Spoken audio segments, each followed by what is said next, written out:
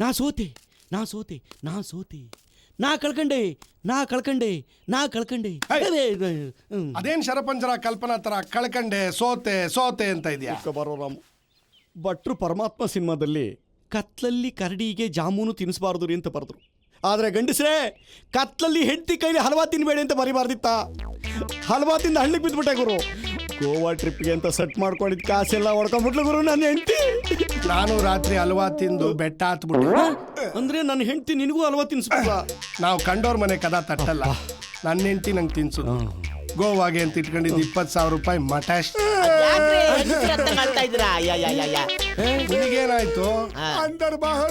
ಅಂದರ್ ಬಾಹರ್ ರಾಮು, ಇಷ್ಟು ವರ್ಷ ನನ್ನ ಹೆಂಡತಿಗೆ ನಾನು ಬಾಹರು ಹಲ್ವಾ ತಿಂದು ನಿನ್ನೆ ರಾತ್ರಿ ನಾನು ಅವಳಿಗೆ ಅಂದರು.